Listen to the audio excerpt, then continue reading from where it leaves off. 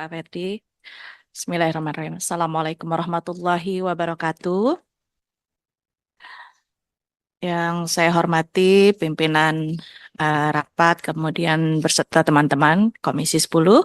Yang saya hormati Bapak Ibu, yang saya banggakan dari asosiasi dan forum, baik itu guru PAI dan juga guru-guru yang lain ya, yang baik honorer. Saya terlalu banyak istilah-istilah ini, jadinya bingung ya.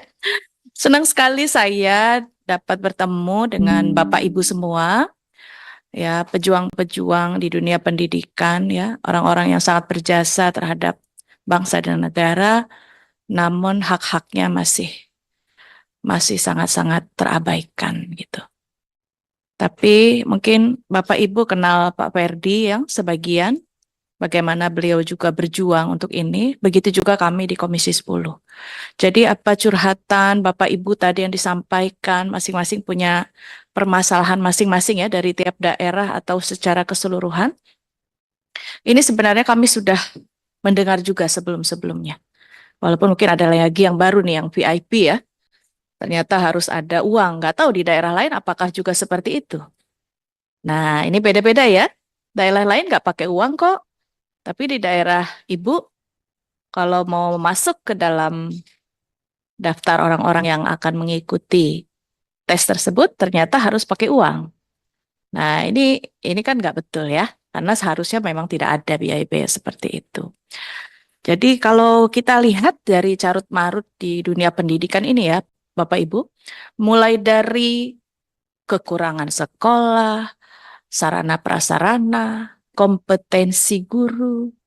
Mungkin Bapak Ibu sendiri merasakan, pernah nggak sih mengikuti pelatihan-pelatihan? Ya kan? Dan apakah komplit pelatihannya? Ada kompetensi pedagogi, profesional, kepribadian, sosial. Sudah pernah belum mengikuti pelatihan itu semua? Ya, jangankan maaf yang honorer, yang ASN aja belum. Bagaimana kita bicara mau mendapatkan putra-putri bangsa yang berkualitas kalau gurunya sendiri tidak dibekali? Belum lagi ditambah guru masih mikir nih, ban bocor, ganti ban, ya kan? Besok makan apa? Bagaimana kita ini mau betul-betul fokus mendidik anak bangsa? Kalau kita melihat di luar sana Bapak Ibu ya, dari TK itu mereka yang mengajar profesor-profesor, orang-orang yang sudah punya keahlian-keahlian lengkap. Gitu, dibalik dia ya. Kalau kita enggak, saya sekarang mau tanya ya, honorer ini sebenarnya mereka adalah orang-orang yang memang sudah dari pendidikan guru semua. Semua, 100%. Ya, jadi bukan maaf ya, mungkin dari mana pendidikannya apa, kemudian ya daripada nganggur, kemudian jadi honorer di sini. Ada nggak yang seperti itu? Gitu ya, sudah ada ya. Oke, baik. Itu udah alhamdulillah bagus. Cuma yang saya mau, sempat juga saya sampaikan kepada apa pada kesempatan pertemuan seperti ini. Sebenarnya kita itu penerimaan ASN itu mau jalurnya itu dari mana gitu.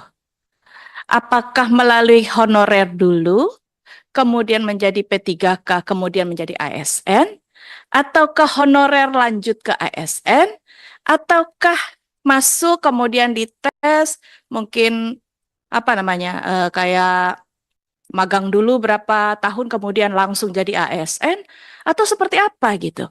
Karena pengalaman saya, dulu saya pegawai BUMN, Bu, saya pramugari, jadi pada saat masuk, itu tuh kita dites, apakah kita pantas layak untuk menjadi pramugari atau tidak.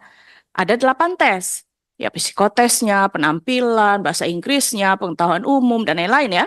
8 kali tes itu, kemudian baru setelah oke, ya kan, dites dari misalnya 1.000 orang. Saya waktu itu 6 orang yang goal sampai ke Jakarta, Pantohir. 6 orang inilah yang melanjutkan masuk waktu itu saya di PT Garuda Indonesia. Kemudian di sana saya masuknya sebagai apa namanya, karyawan yang belum tetap ya, apa honorer atau apa namanya, selama 2 tahun.